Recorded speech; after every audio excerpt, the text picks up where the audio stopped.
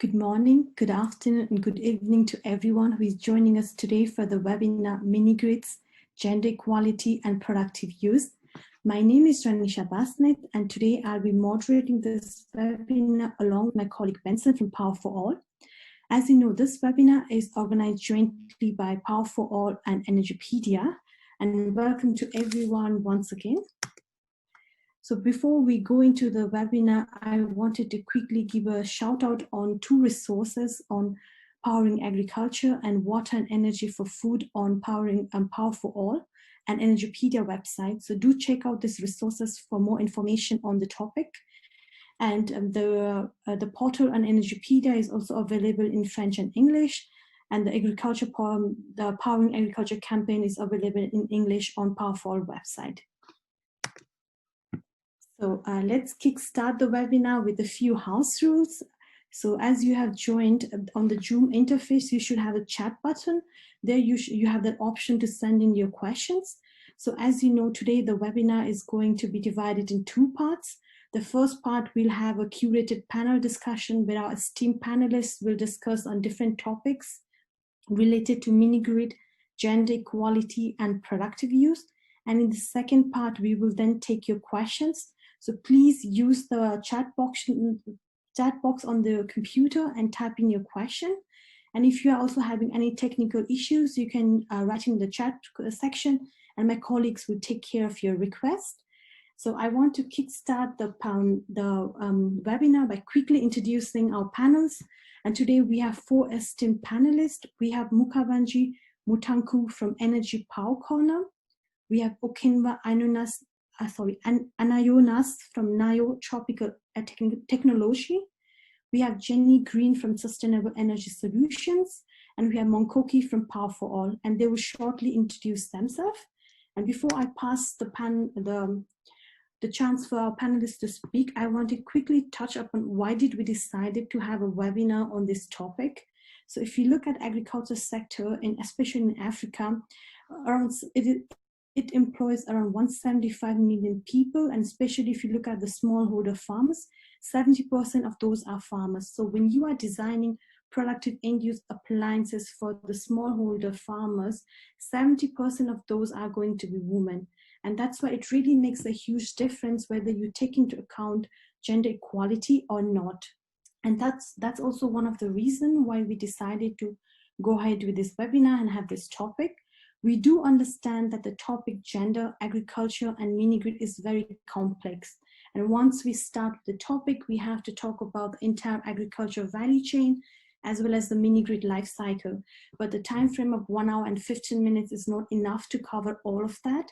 So what we are going to try to do today is, along with our esteemed panelists, we are going to touch upon the key topic within the gender, agriculture, and mini-grid nexus, so that we can at least provide you an overview into the sector. And we are also going to hear about our panelists' experiences and lessons learned from the sector. So I'm going to quickly stop sharing my screens. And now maybe we kickstart with all our panelists. So welcome to all our panelists one more time. And I want to invite all of our panelists, if you could tell us a bit about your work and how gender mainstreaming is relevant to your work. So maybe I can start with MKU, and then we go to Jenny, Okinwa, and Muka. Sure, just making sure everyone can hear me. So thank you, Ranisha, for that introduction. As she said, my name is Muka. Actually go by MK, so you can call me MK for today. I'm the data manager for the Platform for Energy Access Knowledge, or PEAK, at Power for All. And so what we do at Power for All is we really try to advocate for market-based growth of decentralized renewable energy, really as the key to achieving universal energy access. And at PEAK, which is Power for All's research unit, what we're trying to do is really building that evidence base for the sector. So last year, 2019, Power for All published the only decentralized renewable energy census. And it's actually really the only data available on women and youth employment that kind of breaks out the jobs that are available to us in the sector. And just to really quickly to talk about it, but though the census showed that less than 30% of the DRE workforce are women, the data really showed distinct areas where women could have significant value add to companies, and really try to highlight, those challenges for recruitment are. And they really had clear intervention points. Specifically on mini grids, we found that there's a particular need to give more attention to that, given the role that women play as social connectors in communities. So just really quickly, we're also doing a deep dive into productive use specifically, and really interesting for ourselves because the literature there is really scarce. And we are open to partners, of course, in trying to make sure that we're growing that access to data, specifically on gender in mini grids and in the productive use space. As well as working for Powerful, I am also a consultant in Botswana, and I specifically work on impact evaluations and gender sensitive or gender responsive monitoring and evaluation of energy intervention. So the bulk of my work has really been on gender sensitive monitoring and evaluation. And really, we're trying to help to better understand whether a program or a project addresses the different wants and the different needs of men and women, and really also to have an understanding of how a project can actually determine or impact the gender relations in a specific community, and also making sure that monitoring and evaluation systems are inclusive. So my work is really has been about collecting, analyzing, synthesizing both qualitative and quantitative data that measures the impact of energy interventions, really with a gender lens, but of course with other social markers in there as well. And so, like I said, I think the work that I do is really about making sure that we have access to that data and have access to what I call course correction points, or points where a project might not be meeting the needs of both men and women equally, but still there's an opportunity there for us to make sure that we can make the best of that project, or make sure that that project is reaching both men and women equally. So I'll just stop right there. Thank you, Anke. Then we move to Jenny. Yes, hi. Thanks, Renisha, and nice to be with everyone today. My name is Jenny Green. I'm a managing partner at Sustainable Energy Solutions, which is a US-based consulting firm. It's been around since 1996. We work mostly with gender and energy these days, and in the last year, we've had a number of mini-grid focused projects. So there was we developed a gender assessment and screening tool for mini-grids in Nigeria, which is how I met fellow panelist Anayo and learned about the great work that he's doing. We also looked at some, for the Efficiency for Access Coalition, they have gender mainstreaming as a portion of the work that they do. For research and development and market promotion of wheat grid and low energy appliances. So that was really fascinating and tied in a lot to the productive use component. And then finally, I'm just starting up as a consultant with the UNDP African Mini Grid Program. So I'll be helping them with some analysis on several of their country programs. So thank you so much, and look forward to speaking. Thank you, Jenny. Moving to Okinwa. Yeah, good afternoon, everyone. It's my pleasure to be on this event today. My name is Okinwa Anayo Nas. I'm the CEO of Nayo Tropical Technologies Limited. We've been in the mini-grid space for over 20 years with project track records across West Africa. Currently, we operate 4 mini-grids with about 2,400 connections.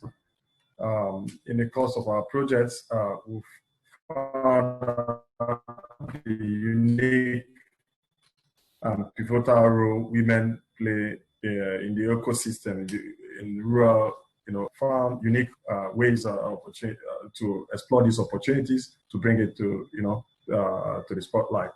I haven't known the sizable number of customers that is women-based kind of customer, So over the past 5 years, we've been working with rural women, trying to understand the kind of unique business offerings they could develop, by getting power into their, by having access to power to our mini grids.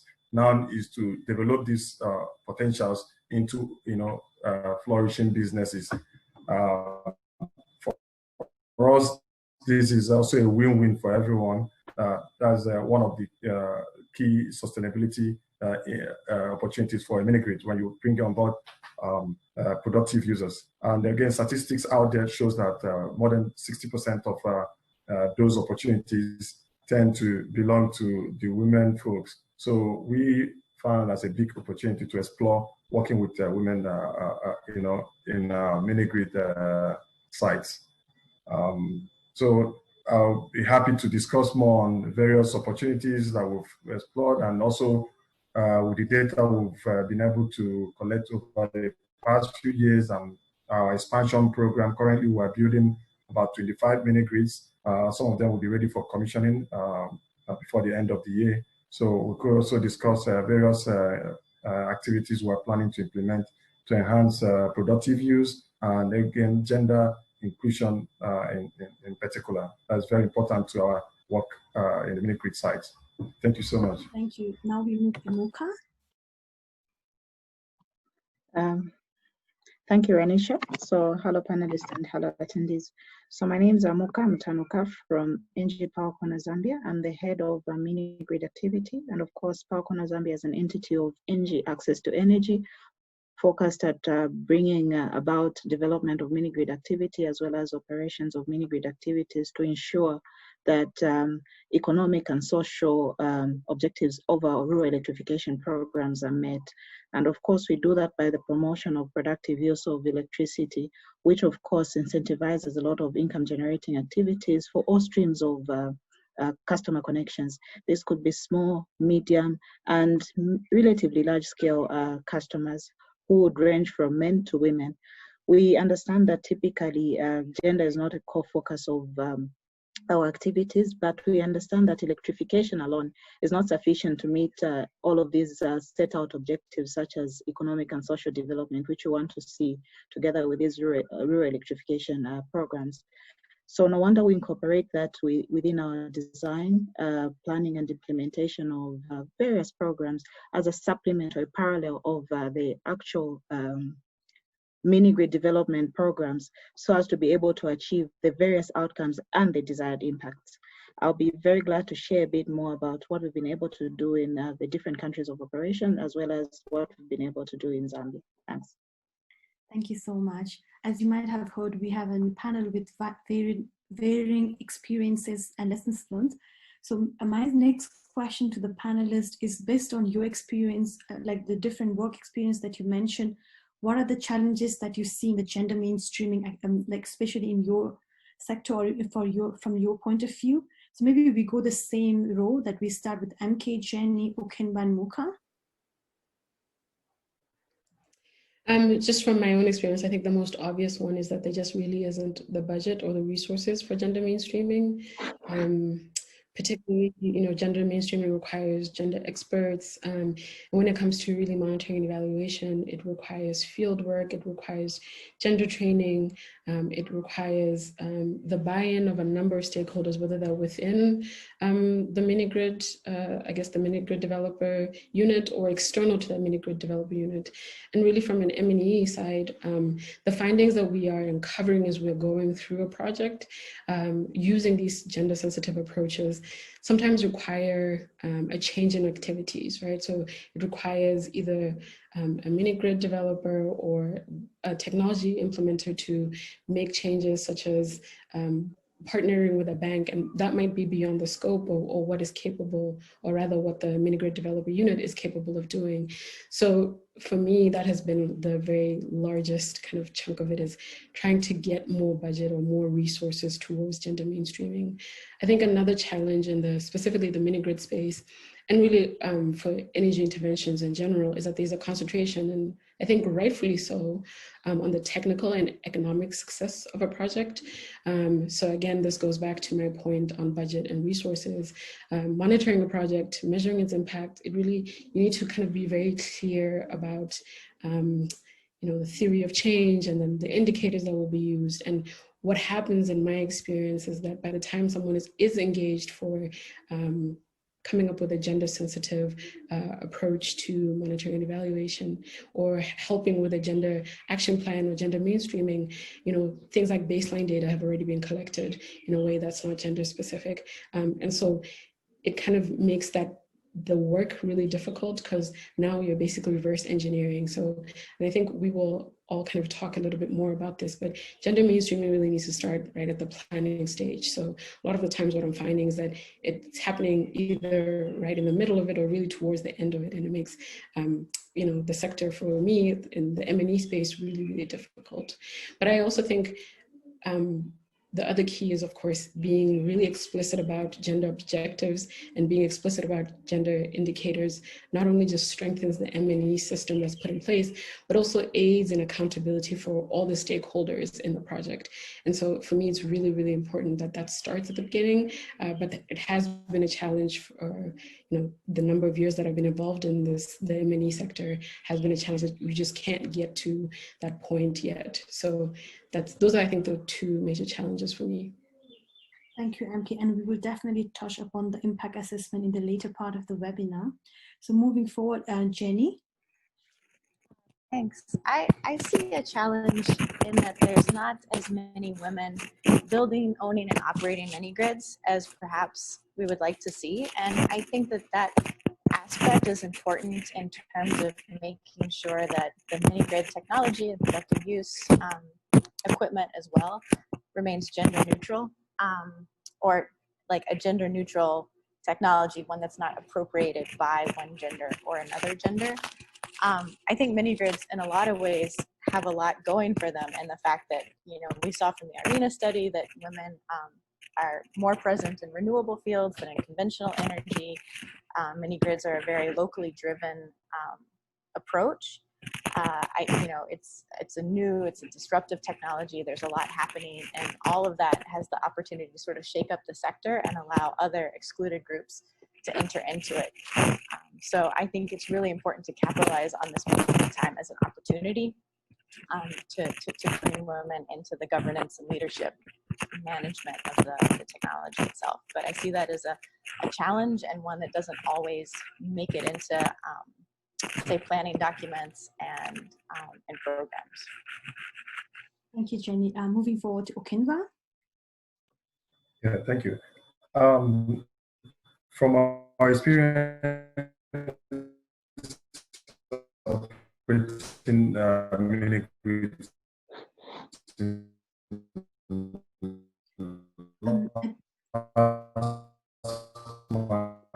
I can't really hear you. Maybe try with your video. Being able to, you know, challenges we face is cultural and religious beliefs. Okay, so I said the major challenge, you know, most of this last mile, you know, there are tribal areas where you have to approach with the kind of, you know, caution. You try to manage the relationship from the early stage when you're doing data collection, assessment. In fact, there are some intriguing numbers we've been able to collect from the site. We've noticed over the past 10 to 15 years, there have been a lot of rural-urban migration. So the able-bodied young men have all left the rural last mile. So what you see there is that you have left over elderly men, elderly women, and the most active people in rural areas now are young women who are taking care of every other person, the children and the elderly left in the rural area. So under this environment, but they still don't contribute much to decision making in this rural area. I think Okinva, we again lost you in the middle. Maybe try switching off. So what we do is that because of cultural issues, we find a way to embed and, you know, try to gradually, you know, implement our you know, business agenda. So as I was saying, religion and cultural beliefs, the main ways of carrying everybody along. One of them help these women form cooperatives. So with these cooperatives, they have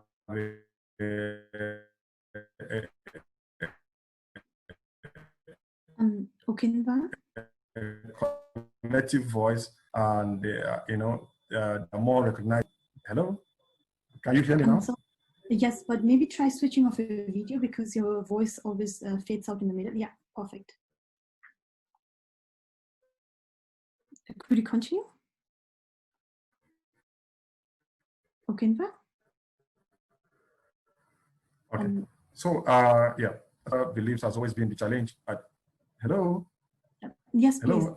please. Yes. I can hear you. Yes, please continue.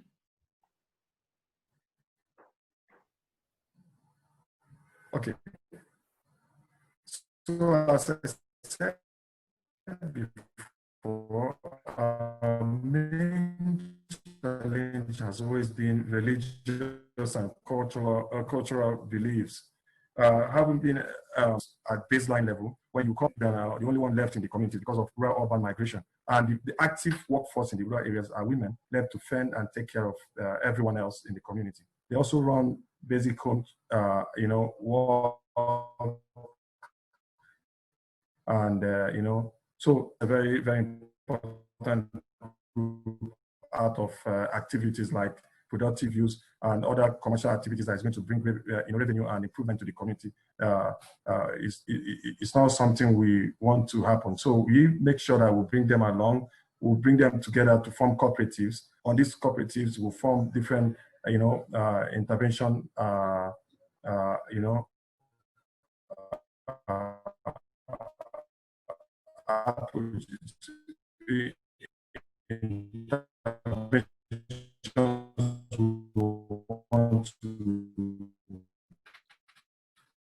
Okinva, since we're having some problem with your mic, maybe we stop here and then come back to you. Okay. Can you hear? Community. So, Okinva, can you hear us? My suggestion is that we should also take, okay, I don't mind you here. Hello? Yes, we were having some problem listening to you, so maybe we come back to you in the later part because the microphone was like on and off most of the time.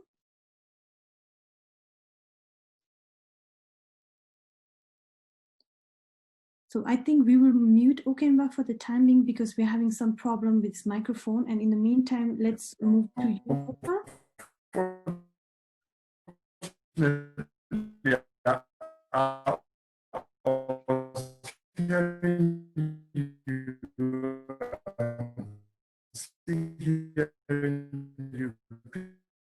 Can anyone else? Yes, Okinva, since we're having some technical issue, can you mute yourself? Yes, I think until we figure out a way for you, maybe we can continue with Mukha and then come back to you in the later part. Mukha, please go ahead. Okay. Thanks. So from an employer perspective, you'll find that the mini-grid space is typically male-dominated. And even as you would want to incorporate a lot of women into a lot of decision or management roles, you'll find that by the time you're asking for CVs to come through, 98, 99, 100% of those CVs will coming from males. So in as much as we would want to implement gender mainstreaming, especially from a recruitment perspective, we typically fail to get the right profiles from women who can fit in with these management positions. So yes, this is something that we've taken note, and obviously we're engaged in various industry platforms to actually speak to this aspect of gender, especially with regard to technical fields. Then I also want to speak about what Okeno was saying earlier about the cultural norms. That tends to be a challenge sometimes because typically much of Africa is very patriarchal in nature.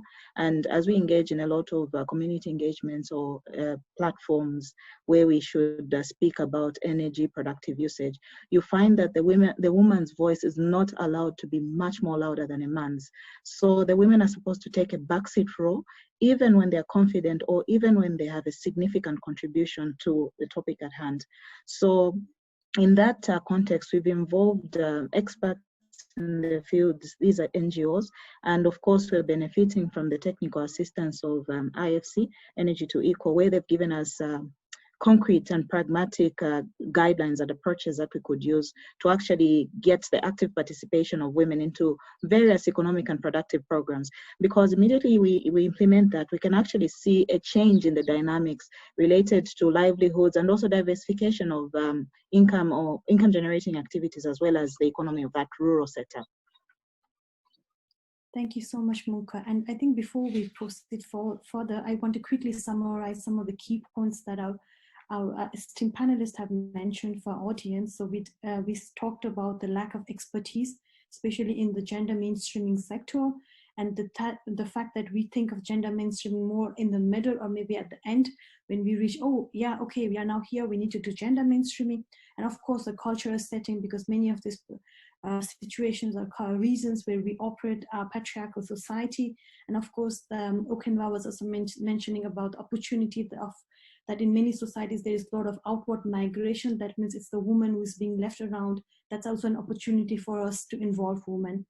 And now moving forward, which Anke already touched upon, is when we think of gender mainstream, also in productive end use, we always think of in the end stage that, okay, now I have the mini grid in place. Okay, now I have the activities in place. How do I involve women? But like Anke already mentioned, that we need to think about already in the initial stages. And that's when the community mobilization and community engagement comes into play.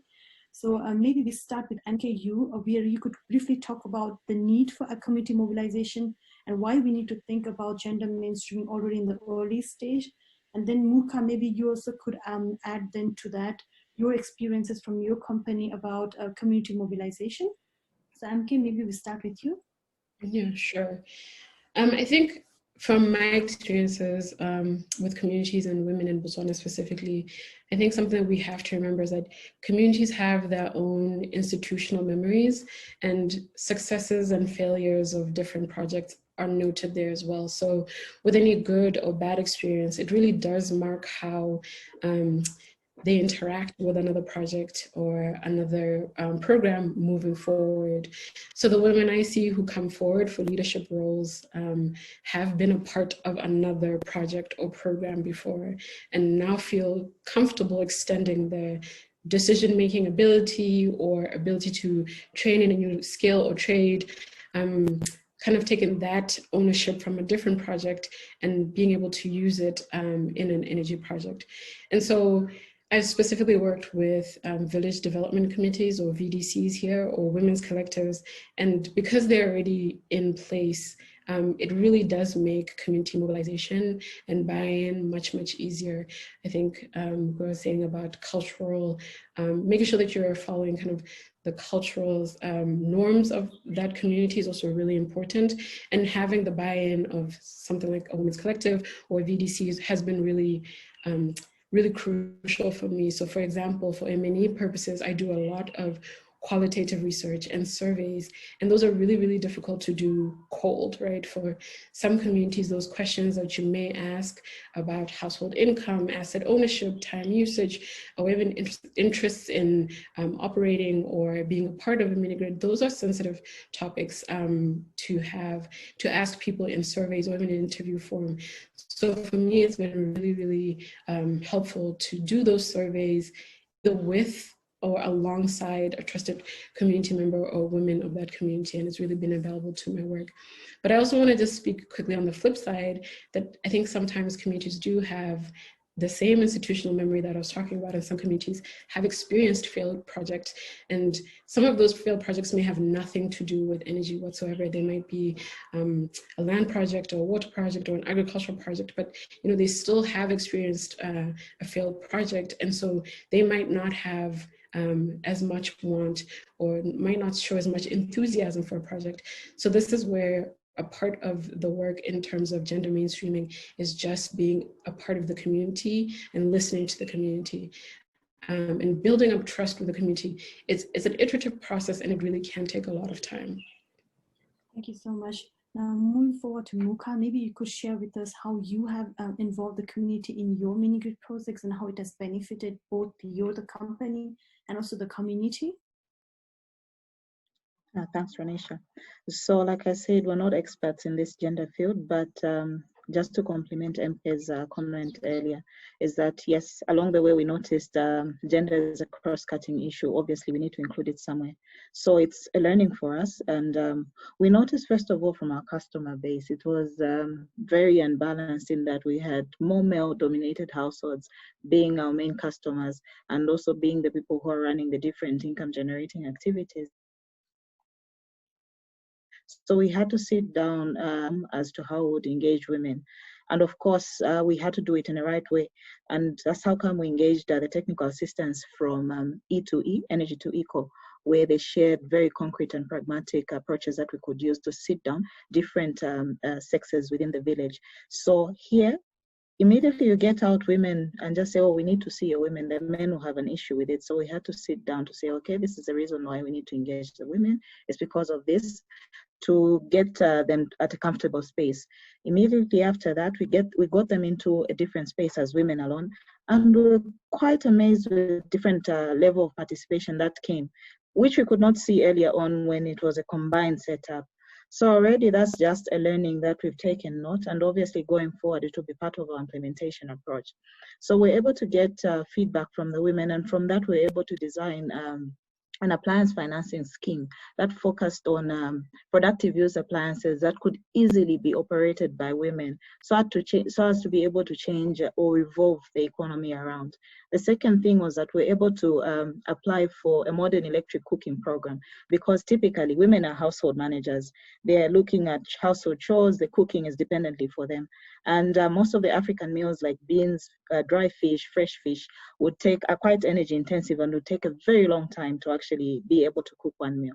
So imagine the dimensional shift from someone spending 7 hours to cook a meal to spending about 1:30 cooking one meal. It means they have a bit more time to engage in income generating activities and also engage in productive activities. So we've been able to get that kind of feedback and also move towards a beneficial service aside from the electricity provision, to be able to actually meet the different outcomes that we set out to meet. Thank you so much. So indeed, the participation with these experts in this field, the participation as well as the strategic synergies really are beneficial in this space. Thank you so much. Now, maybe I'll try to get Okemba on the line. Maybe you first close the video, Okemba, because we had some problem with the internet connection. And then could you also quickly talk about how have you engaged the community in your project? Yeah, thank you very much, Renisha, for having me back. You know, baseline assessment is very crucial to the success of any mini-grid project. And part of it is collecting, demographics, numbers about demographics and possible business potentials. So in the course of our project, we do so much to collect precise information. And over and over again, we've been able to establish that the women folks are the drivers of the, major drivers of the economy. So moving forward, we've been able to develop different business offerings. We've done quite some pilots with cross-boundary, then with also Shell Foundation, trying to establish the size of these business opportunities and what works best and for different locations. So after various pilots, we've been able to come up with different outcomes and also fine-tune our offerings and interventions. One of these is the issue of financial inclusion. If you look at the rural last mile, you find out that most women do these activities, but they live from hand to mouth with all that. It's just living by the day. So we found out that women are also good in saving, putting things together, but if they are given the right guidance and the right opportunity, they could do this. So we've been able to find out when you try to onboard women in buying productive use machine, they always have this challenge of raising the upfront cost of this machinery. So what we've been able to develop is different business offering, either as an individual or as a cooperative. When we're approaching a cooperative, the group indemnifies their members. So collectively, they form a block, a bargaining block that could negotiate on behalf of their members. And we've also found over a period of time that most women customers keep to their financial obligation, that's paying up for the machines. We've got better response and performance from the women because they don't always come from the village. They are reliable. They keep to their word and all that. And again, we've been able to establish that women also are good business people. They tend to be more, their business tend to be more sustained over a longer period of time. When you come back over, they keep going on that. So we've been able to find that the main constraint is the upfront capital to start up this. The potential is there, the willingness to do the business is there, but the main impediment is this upfront capital.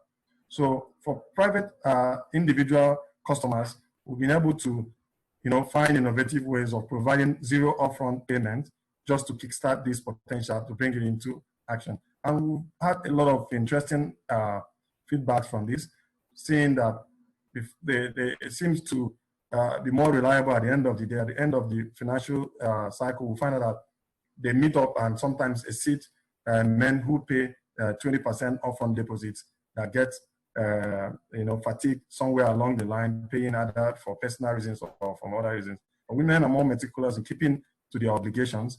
We also found out again that the cooperatives also help also to create a pool of resources, a pool of customers. In fact, we found areas where the collectives kind of buy out a machine and build their own outlets where they share the machines, in processing their own private, farm outputs, and also work with other customers within and outside the community who come to make use of these their centers. So it's been very, very interesting what we've been able to, the amount of progress we've noticed working with the women cooperatives and the individual women in the rural areas. So the key takeaway I think from this is financial inclusion is the major impediment for women getting on board. If there could be two-track approach, one for us we found out is that you could give zero upfront and you see them thrive and pay back. And the other one is working with cooperatives who they can indemnify, they have their little pause and they could pay off little deposits on behalf of their members and they kind of guarantee them for, because if you look out there, there is little or no financial record which is prerequisite for going into a financial transaction like appliance financing. Most of them don't have financial records, they don't have accounts, they don't have mobile phones, most of them are, last mile where you don't have mobile network. So it's very difficult to open up a transaction, even if you bring in a local microfinance bank to start the transaction. It's very difficult to lay your hands on baseline data, financial data to work with. So to create that, we've tried to use this two-track approach. Thank you. Thank you so much, Okenda, for touching on different topics. Jenny, do you want to add something to the community mobilization point? No, we can keep moving on. Thank you. Maybe I can quickly sum up what has been discussed. So the reason why we say community mobilization or community engagement is crucial when you are looking at productive end use is, like MK already mentioned, it's to get the buy-in from the community, and like Muka and how Okenda mentioned that when you are doing the community mobilization, you can tap on already existing women's group. So, and many of these community women are usually, they are not always on the front. So when you do the community mobilization, you provide an opportunity to get the women to be on the forefront. You get their buy-in, you understand what are the needs and demands. And this is crucial when you are sizing your main grids, because women are also the customer base that you want to address to. So that means you also get a good feel of, okay, how should my mini grid size, and what are the demands from the women and so on. So that is the reason why we touched upon on this topic during this webinar. So moving forward, I know, Jenny, you already talked about the governance structures when you were talking about the challenges. So maybe you could explain a bit about why it is important to put the focus on women-owned, operated mini-grids and how we could achieve it and so on. Thanks. Yeah, I know it seems like governance and ownership are far removed from productive end uses, but I do think they're implicated, and it doesn't, you know, I just think having diversity of thought and diversity of presence in the design stages of the mini grid and conceiving of it and doing the load forecast, demand estimation, reaching out to customers, you know, that's one aspect. But on the governance and operation as well, you know, I think being responsive to different consumer needs in terms of, you know, what sort of services they need, the pricing of those needs, having representation in the energy supply, I think it filters out and it can help to be reflective. I think, you know, Okenwa talked a lot about the cooperatives, tapping into them for financing equipment, for promoting end uses. I think cooperative structures can also have a role to play in mini grid ownership and management, if it's done in a very entrepreneurial-like fashion.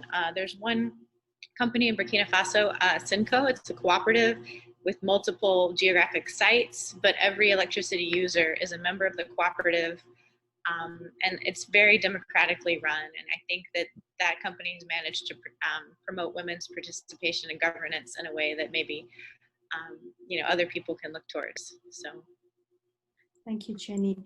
Muka, do you want to add something to it from your company perspective?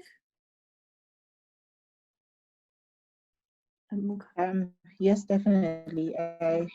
I definitely want to agree with Jenny in this respect. And also that, yes, we do not want to create parallel structures, but in fact, when we find those structures already existing in the community, we definitely want to incorporate them and work with them because it creates a win-win.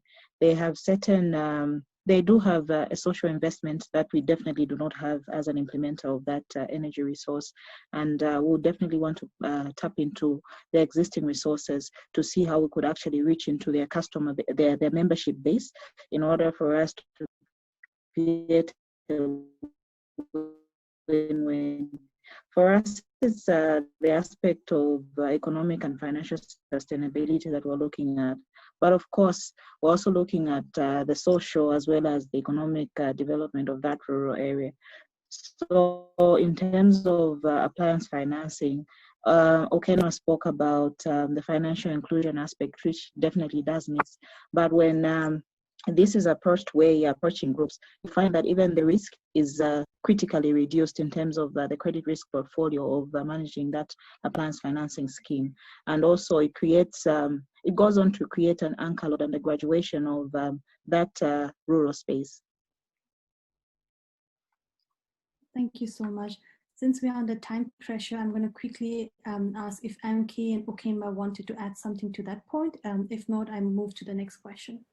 I think we can move on to the next question. Cool. I think one point that I also wanted to add to the operation management is, like Jenny already mentioned, it's also about setting good examples, because when you work with the community and when you see women in the leadership position, it also gives a ray of hope to other women. And that means that I might not exactly be in that position, but I aspire to be there. And that's also a positive change that you can bring in the community. And I think that's also one reason why we really want to stress on having women's voice in the management community.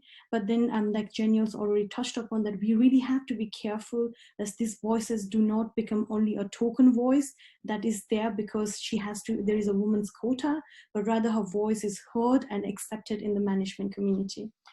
So since we are on the time pressure, so I want to quickly move to the other big question, that is the productive end use part of it. And there, Okenwa already talked about how we can make it affordable. There he already talked about examples of how having zero upfront cost, and women's group really has helped to reduce the cost of the appliances. I wanted to move a bit further and also talk about appliances themselves. Many times when we talk about productive end use, we talk about, oh, how can we make it affordable? But we never actually talk about, but what about the appliances themselves? What are the design of the appliances themselves? And there, I know, Jenny, I'm again tapping on you because you have done some work with efficiency for action. Efficiency for action. I think I'm pronouncing it wrong, but maybe you could explain us like how we should take into account also the appliance design when we are talking about gender mainstreaming for productive end use. Sure, I'm happy to. So Efficiency for Action has been doing a lot of work on research and development for mini grid appliances, and they found that it was important to, even at the design stage, they have a gender and social inclusion criteria for their teams, where they have to be designing appliances that address needs of all groups. And so, I mean, it's kind of a reorientation of mindset, because over and over again we say gender is a social construct, and it is, and men and women may have different use cases for appliances, but like we also need to come back and remember that there are physical differences between men and women, not at the individual level, but at the average level between populations. Like, I mean, there are height differences, there are differences in arm reach, grip, and hand size. So some equipment is just designed and it's for a larger body type, or it emphasizes upper body movements or strength more than lower body.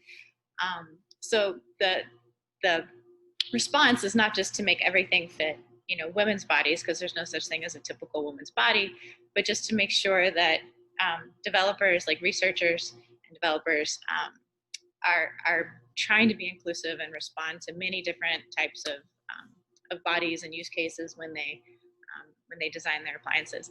I also uncovered this other idea that in many situations, communities where male household members control a lot of financial and purchasing decisions, that purchasing power is what causes the market to respond to it. And so if purchasing power is skewed male, there may be latent demand for appliances that the market just doesn't realize that women may be wanting completely different appliances, or appliances that look different, just because of their reduced purchasing power. So that's another thing to look at.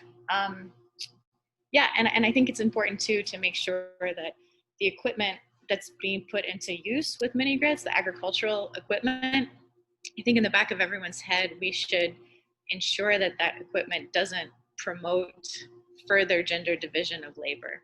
So whenever it can, it should allow men and women to do any kind of job, even if it's typically gendered male, typically gendered female. It should be helping to erase those differences rather than reinforce those differences. So that's all that I have.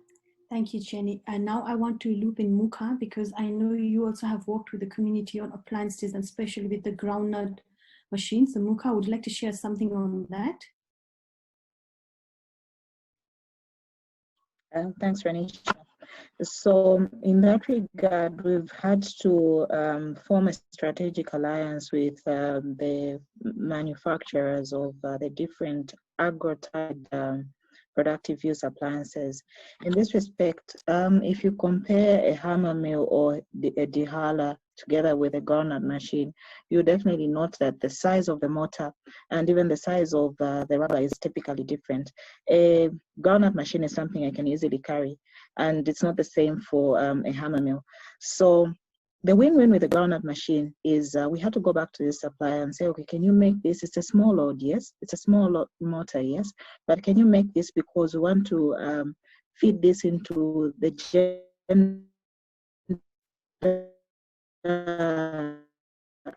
aspects that we want to bring into this project. The supplier agreed. They made this machine. The win-win that comes with this groundnut machine is that can easily be operated by women. It easily expanded to power. They can use it together in porridge or when making their vegetables, which is a win-win because the nutrition aspect is being taken care of. There's income generation, and women are quite free. More plastics of groundnuts to be crushed into meals that could be used. But then also there's a value addition component in that they can sell the groundnuts into something with an added value other than the raw product within which they could easily sell. So what we notice is that women tended to skew towards these seemingly smaller machines because they do not find them very complicated in terms of how to operate and also when it comes to maintenance and repairs. So we've engaged this specific supplier.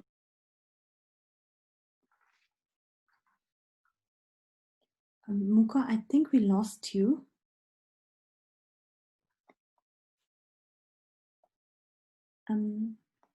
Yeah, I think we lost. Yes. I have one more thing to add on the appliance front. Yes. Just until Muka comes back online. Another thing is that women often tend to have children, small children with them. And so appliances that are dangerous for children from a safety perspective, or that are difficult to start and stop, frequently to attend to children, tend to discourage female participation. And the more that appliances are compatible with child rearing, the more easy it is for women to take them up. Thank you so much, Jenny. Since we also want to have some time for Q&As, I'm just going to ask one last question, and then maybe we can go to the Q&As to answer all those questions that are coming in.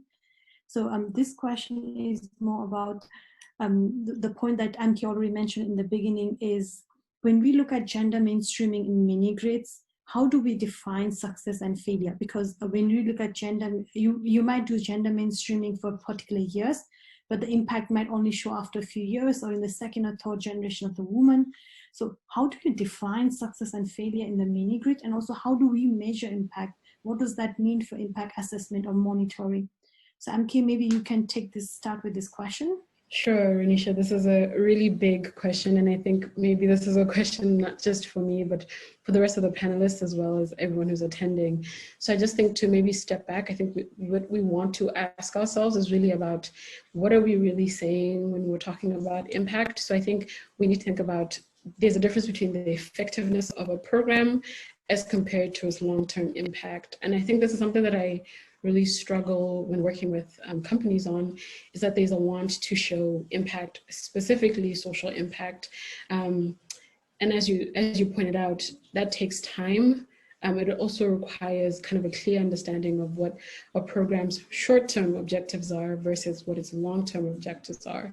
And this is really, again, where we distinguish between M&E and impact evaluation, right? So a program can have fluctuating effectiveness, and some people might call this effectiveness impact on a year-to-year basis. So 2020, for example, is a year that overall might not have good effectiveness for a program, but overall there might be a positive impact that can be specifically attributed to that program. And of course, that's what we call impact evaluation. And I think there's this kind of real interest in impact evaluation, but not quite understanding the difference between the two, and understanding that monitoring and evaluation is really for those short term, trying to decide what a project's objectives or successes look like, whereas impact evaluation is usually a 5 to 10, if not more, kind of long-term view of what a program has done outside of every other kind of factor that we could put in there, right? So what we want to do with an impact evaluation is ensure that all those changes that have happened, all those sustainable changes that have happened within a community with a mini grid, with productive use, whether that be increased income, whether that be access to more finance, we want those to be long-term changes, and we want those to be because of that particular program, but that's not really how it works. So I think we need to kind of decouple monitoring and evaluation as well as impact evaluation, kind of thinking through that those are two separate things. And I think also we can use numbers as a proxy for how to measure quote unquote empowerment, but really I think this is where qualitative data and really community stories shine. I think as we think about traditional evaluation metrics, indicators, and so forth, we need to really start thinking about how can we make sure that what we're doing is also including communities, including stories within how we tell the story of a project or a program. Thank you so much. Jenny, would you like to add something to that? Sure. I think success has two components. When electricity and equipment come into a community, you just see like greater levels of activity. And I think just from the surface even, it's great to see that activity happening for men and for women, and to see everyone's livelihoods, improve together. So that for me would be one visible measure of success. But then you also have like the gender relationships within that community, and hopefully the arrival of mini-grid technology and productive use agricultural appliances, you know, it's also going to help restore balance in the gender relationships. So you see, you know, couples, for example, in a household, but in general, men and women, you know, having more respect for one another and more autonomy, and really empowerment and agency in the fullest sense of the word. So, but again, measuring that, I agree with MK, you know, it's a lot of qualitative surveys, speaking to people to try and untangle those sorts of improvements. Thank you so much. Okenba, do you want to add something to that? Yes, when like you said earlier on, we do baseline assessment and we collect baseline data. So there will be periodic checks within the time you are applying these interventions. And also, like I said, from the data we've collected from site, we've seen the performance of you know, women that we've had business with, you know, high productive use machinery compared with that of men. We found that even women who started with zero upfront payment always meet up and sometimes a seed payment obligation compared to women, and we have lesser defaults from the women folks. So these are data you could use to put in front of would-be financiers who've been able to collect, you know, baseline data and also operational data. Then again, this also is part of what we analyze at the end of the day to clearly, you know, show that this money we've created as disposable income we've also created, which also helps the mini-grid operator, because if there's productive activities, there is more disposable money within the circulating within the community. Life is more vibrant. Women are more empowered. Children could have access. You know, could buy medicine and other needs from the money they you know they've made from, you know, these activities. We've also found out that whenever you bring in mini-grids to a community, it becomes an oasis of sorts. So it kind of pulls and mops off resources from neighboring communities coming to do business in this community. So that net income should be in the right hands, which in the hand of women who are the real people, the pivots, you know, running the community.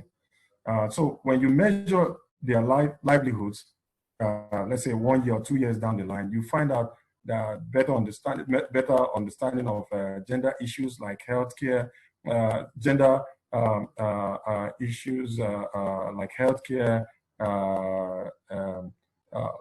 education, and women's rights.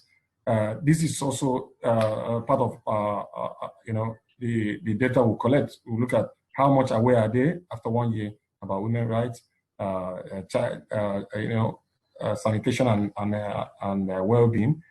There will be improvement because now there is power. They have access to radio, TV, communication. They can have access to information. You can also see improvement in their livelihoods, disposable income, their savings. And again, from this data, as I said earlier on, you could put this together and use it to do other transactions in the future. Thank you so much, Okenba. Muka, are you there? And would you like to add something to that point? If not, I would then move to the Q&A part. Muka, are you there?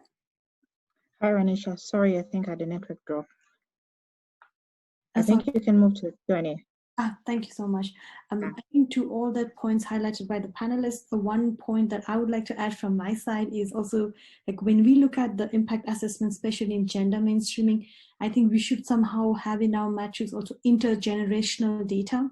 Of course, with our projects, we have limited time frame, but since I always say gender mainstreaming is not a tick box, but rather a process. So many times you might not see the best outcome in the generation that you actually do the mainstreaming activities, but the second generation, the third generation is the most likely to profit out of it. So intergenerational data, if possible, would also be a really excellent way to see how successful the impacts were.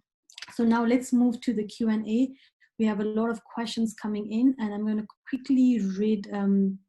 So the first question is, we have been talking about gender for quite some time, but why do you think it is difficult to have enough budget and planning tools to include this gender perspective since the planning?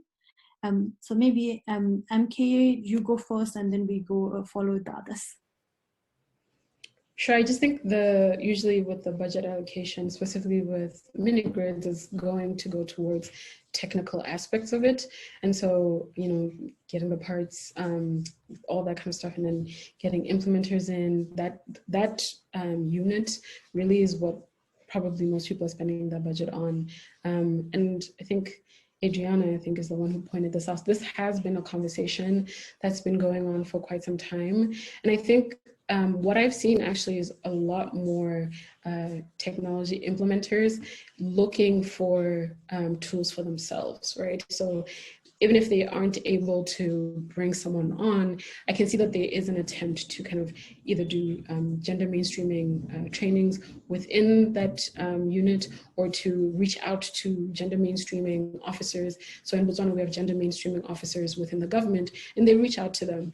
So, but I think there's still that need to make sure that there is someone either on staff or really close to the team who's working with them throughout the lifetime of the project. I still think that that's just a part where we're kind of falling down in terms of the budget.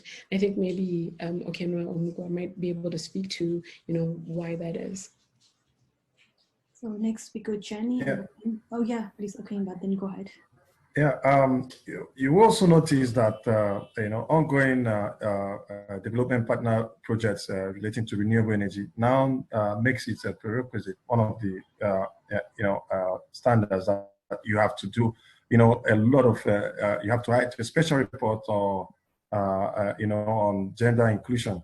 In fact, at the company pre-qualification level, you have to define it on the company level.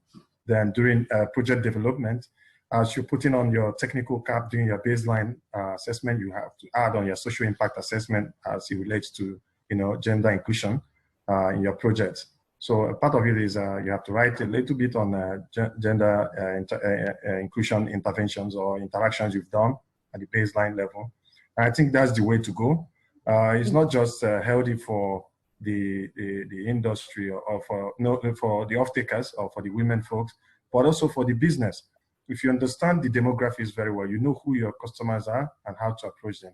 We'll be able to understand with ongoing projects we're doing. We'll be able to understand further the importance of women in a sustainable mini-grid ecosystem. So if you understand this, you tailor your offerings around that.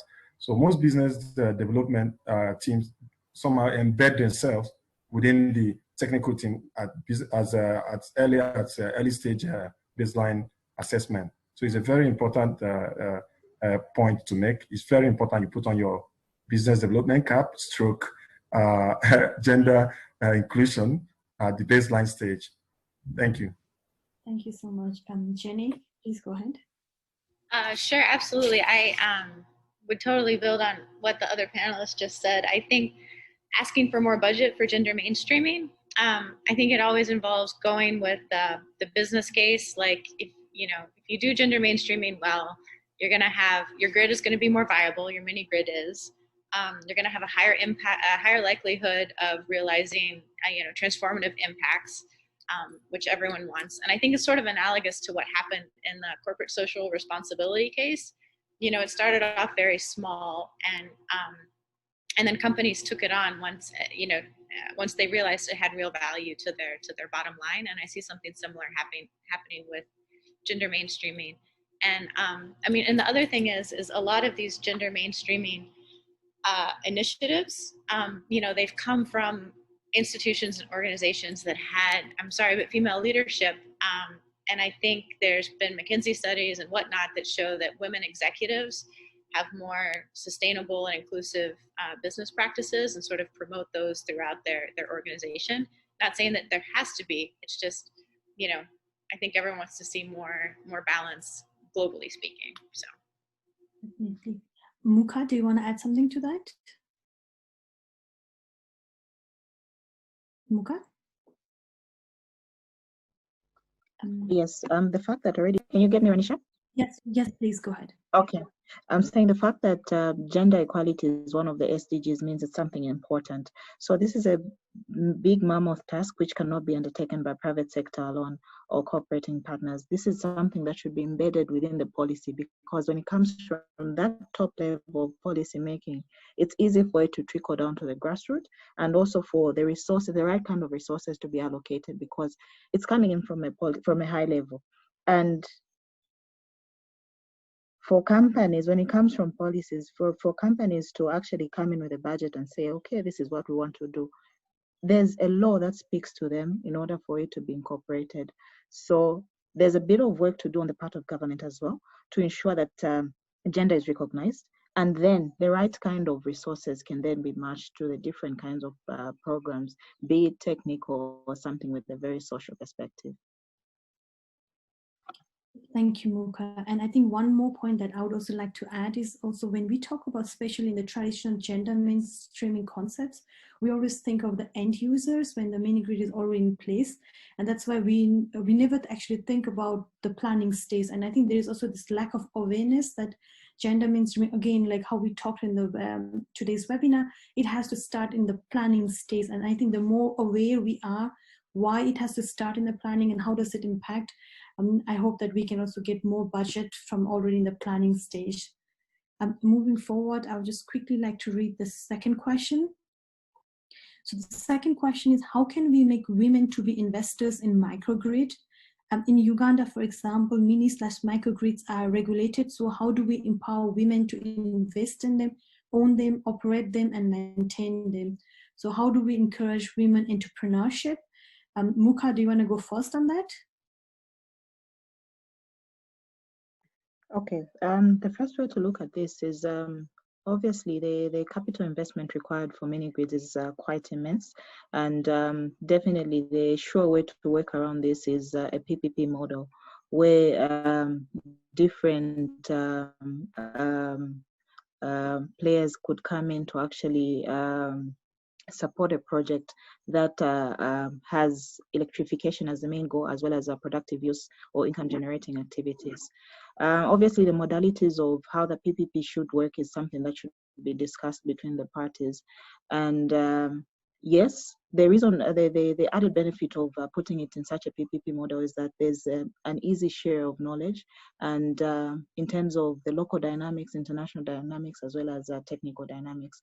Once that learning has been achieved, I believe then maybe that women group could be able to pitch in an idea that would bring in the right kind of investment for them to operate a mini grid on their own.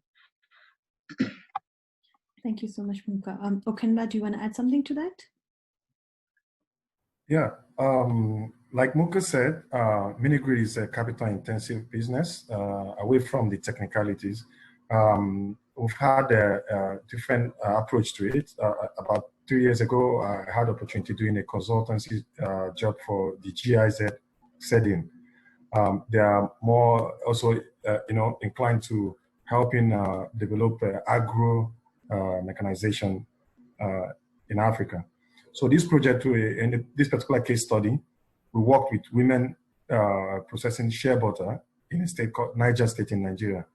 So there are a lot of the outcome. There's a report coming out from that project showed that when women, come together as a cooperative again, they tend to have more bargaining power.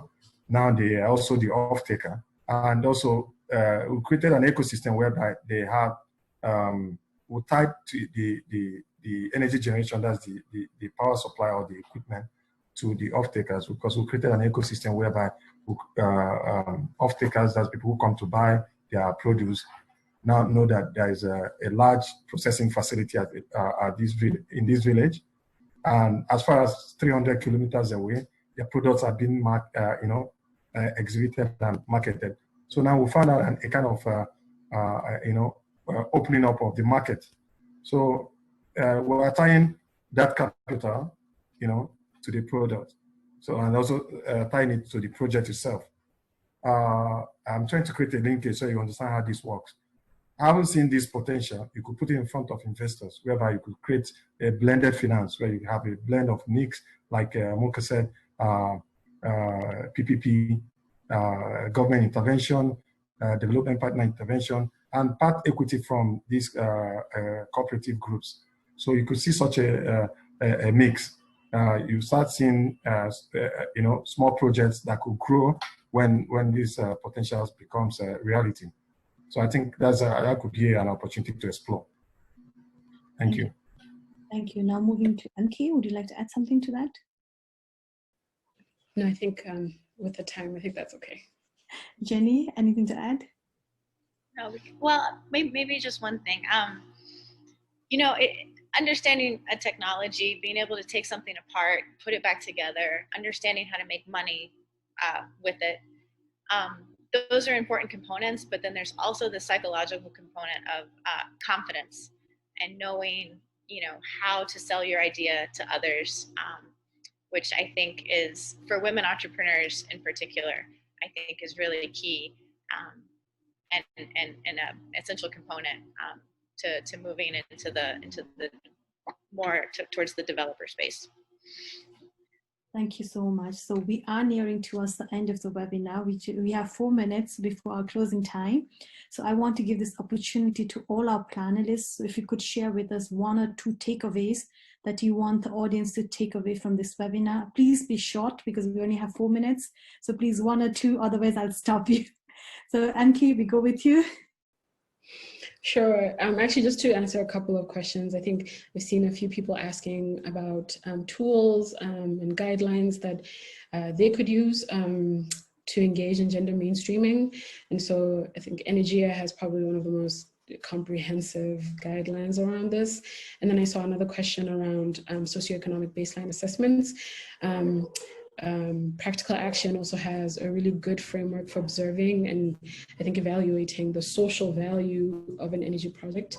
And it really tries to do what we've been talking about today, right? So trying to recognize social and entrepreneurial activities and how they move from the baseline to the midline to the end line. So I think their framework is a really good framework to follow. And just kind of my last thing is, one of the things that's been really interesting to see is that sometimes you plan really hard on a project, but sometimes it's not necessarily about the planning or anything. Even if we include women within the project or midline or at the end line, some parts of projects just sometimes don't come together. And I think Mukwa and Kenwa talked about this, but this is a complex thing, right? Productive energy use is a very, very complex thing. It's not just about energy as an intervention. There are so many other parts of this. So access to finance, access to roads, access to markets, access to education, access to cell phones. There are just so many parts that are moving parts, and that sometimes I don't know if we should task mini-grid developers by themselves to kind of solve this many or this multifaceted issue. But I think there is room for coalitions, for working groups to be built to kind of better address all of these things and go beyond just the scope of really well planned out mini-grids and think about, the community at large. Thank you. Jenny, you are next. 1 sentence, please. I would just want to reemphasize strategies for ensuring that agricultural technology doesn't reinforce or promote new gender divisions of labor. Rather, it should smooth those out. Thank you. Muka, you are next. Thank you. So yes, I want to agree with MK. Gender mainstreaming is a very complex aspect, and it should start from policy so it can trickle down to the grassroots. And even as we implement it at grassroots level, there's still need for a lot of strategic alliances and partnerships to be able to achieve gender mainstreaming in various projects. Thanks.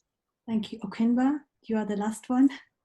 Thank you. For us, we see gender mainstreaming from a 2-track approach. One is company level, that is on the corporate side. We've been able to appreciate that women are more analytic, and when it comes to managing or interacting with people, so you have to find those niche opportunities and allow women, give them opportunity to perform, and then you see them grow from there and build their confidence, and the company benefits from this expertise. Then on the project level, we've talked about cooperatives, grouping women again and again as a way to overcome, a fast track opportunity to overcome cultural and religious constraints, which is, for me, which is the major issue affecting women participating in mini grid opportunities at the last mile. So for us, this is a two-track approach to it. Thank you. Thank you so much. I think with that, we come towards the end of the webinar. So thank you to everyone who joined us today. Thank you to the esteemed panelists. And before I let all of you go, I think one last final takeaway from my side would be, let's think about gender mainstreaming not as a tick box in our checklist, but let's think about it as a process. So let's think about from early in the planning, and let's think about it along the whole entire value chain. So with that, I thank you all of you, and thank you for joining today, and thank you again to the panelists, and I wish you a good day. Bye-bye.